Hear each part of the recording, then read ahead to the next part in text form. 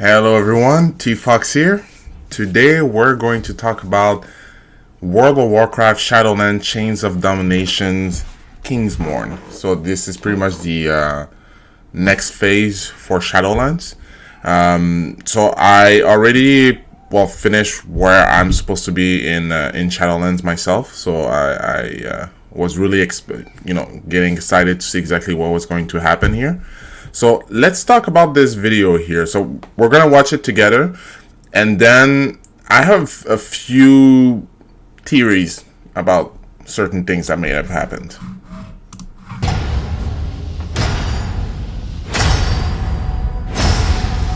Look around you! What makes you believe you're not just a weapon to achieve his ends? Enough! Join our cause, or be made to serve. Right now, you hold all the power. Make your choice, Sylvanas Windrunner. One thing I have to say here is that Blizzard did, I think they got better at facial animations for characters. So for example, you can see, when they do cinematics, it's beautiful and everything, but I mean in-game cinematics, not the ones that you see cinematics like movie type. They got better at it, so you can see a better representation of the facial expression of characters. So you can see here that Sylvanas, she feels uneasy. You can see it the body language is more detailed, so that's a good thing.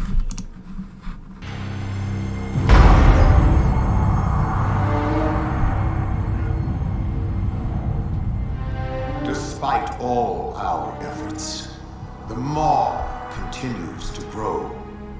What if Denathrius' treachery is irreparable? The Primus is lost, and Bastion cannot save the Shadowlands alone.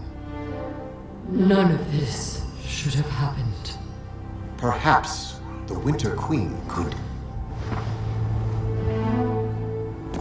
My Archon, a living soul, seeks an audience. A mortal? A king. By all our measures, one who has spent his life striving for justice. One who would give anything to serve his people. See here, Uther, he walks, then of course, he sees a person that some people say that, oh, it's because he has blonde hair, looks like Arthas, so he might feel sentimental regarding Arthas. But who says that there aren't any other beings that kind of look like that he passed through and Uther stopped that? In this situation, and he touches where Frostmourne stabbed him. So in this part right here, I think that Uther is feeling the same control the jailer that was controlling the Lich King. He feels that exact same power. That's how he reacts to it. He feels like, oh, wait a minute, it hurts because I feel the same person that stabbed me before is right next to me. So this brings into communication with the fact that people say like, oh, Arthas, got it what he's deserved. He's the one who did whatever he did. Before Arthas became the Lich King, anything that he did, that was on him. He wasn't being controlled. That was on him. So the massacre, the killing of mercenaries, everything at that point, that was him. But I believe that everything that he did, everything that the jailer did with the host, which is the Lich King, that is the jailer himself and not Arthas. So the judgment that Uther threw him into the maw could have been to a soul that didn't do anything wrong. So I know that people are touchy about that subject because they're like, no, Arthas, he did and blah, blah, blah. But I believe that Arthas is a victim, a soul that couldn't control what happened. So of course that people might say, well, in Warcraft 3, when you play as Arthas Death Knight, he talks and he reminisce about, especially when he came to Quel'Thalas, and he reminisce about how he hasn't been here since he was a boy, and he talks as if, it's Arthas himself. But I think that the jailer because this is when Arthas was a Death Knight and infused with the Lich King. So I think that the jailer still, with Frostmourne, still had some string attached that he could control, but the characteristic of the person was still there. So if we look at back when we defeated Arthas in Icecrown, the glow comes out, and then the first thing he says to his father is it over? As if that he was a bystander in the back, looking through the eyes of the Lich King and seeing all the atrocities that were being doing, and he couldn't help it. I did all of those awful things, but I couldn't help it. So this is what I believe. This is what's happening here. One whose heart is true. Very well. He may approach.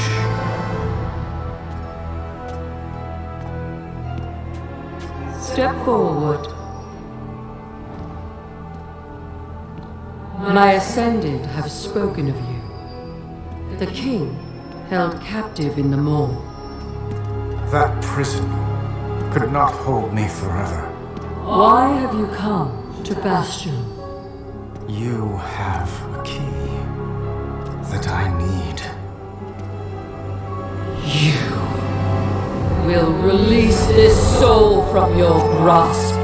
No. See? You will release this soul from your grasp.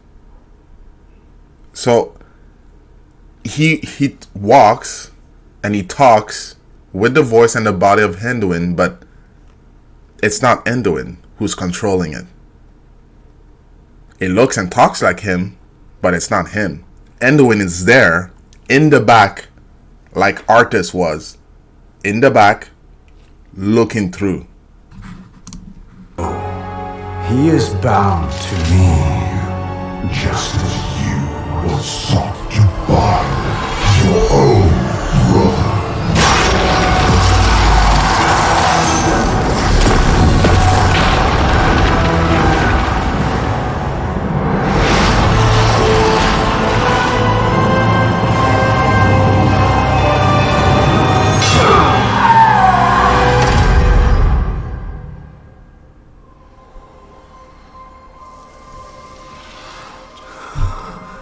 See, right there.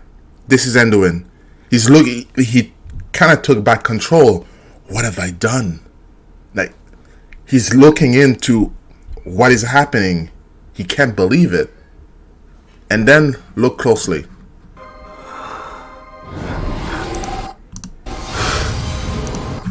The jailer. You see right here? Right there.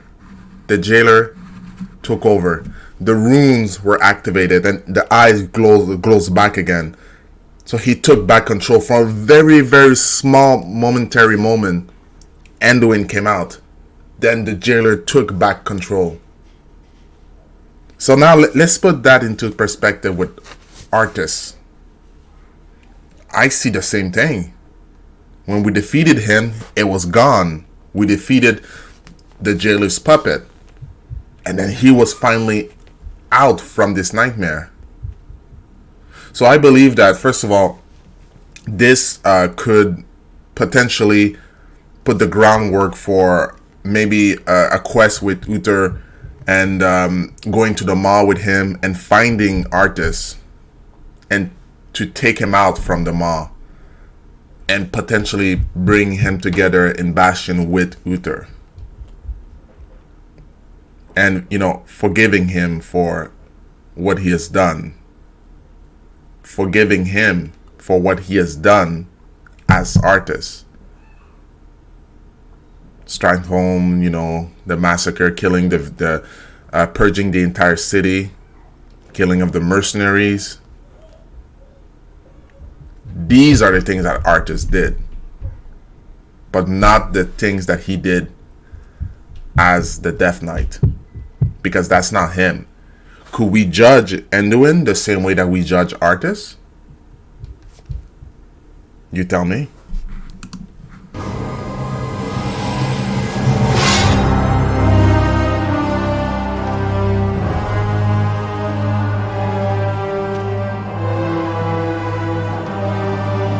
The vessel performed its part flawlessly. 3 keys remain. Then Look at the eyes of Sylvanas. When last time she spoke to Anduin, she gave him the choice that she didn't have. So Sylvanas, because she took her revenge on Arthas, she hated Arthas because of what he did. But that wasn't Arthas. That was the jailer. She's working with the very same person who slaughtered her people, who killed her kin. So the conflict right there is she couldn't, everything that she's done, the bigger purpose could have been for what? She's working with the same person.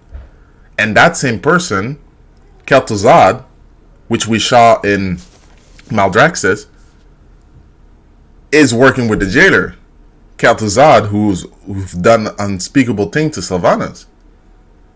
So she who keeps, Sylvanas, she keeps a grudge. So she who keeps a grudge like that wouldn't work with the very people that she tried to kill. And when she died, at the end of Icecrown, when she threw herself off the ridge, suicide, she went straight to the maw. And who's the person who saved her? The Valkyrie? Yeah, but the Valkyrie works for who? The jailer. So the jailer saved her. Why? So I think Sylvanas will not be able to be redeemed in the sense of forgiven, in that sense, because of everything she's done. Arthas did a lot of things, but Sylvanas, she went really far. And until that we see exactly the reason why, I think Blizzard is trying maybe to redeem this character, because the path that she's on, either she dies and then they're done with her, or they find a way to send her away, kind of like Illidan. Illidan stayed with the creators and then they left. But then again, we don't. They put him away without dealing with him, with the backstory and everything. So they will see. Death was never meant to be chained.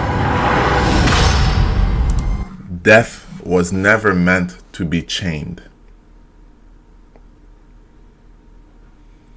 And the jailer called, when he was talking through Anduin, he says, chained your brother. As if they're on the same scale. So yeah, I think this is really interesting, and I think that we might see a very nice story arc with Arthas, and then with Tyrande regarding Sylvanas. We know that Sylvanas is going to be a boss in one of the raids. So what's gonna happen? I don't think we're gonna kill her there. That's not gonna happen.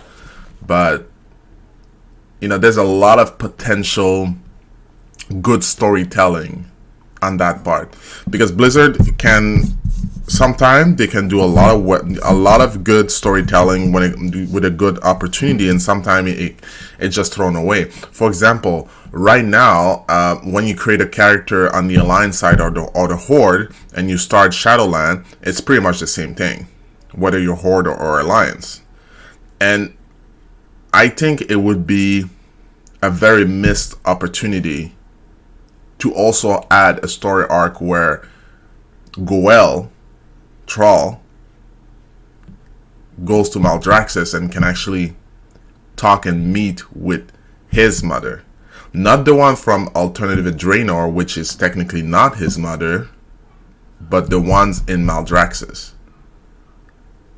And show her that her child is not dead.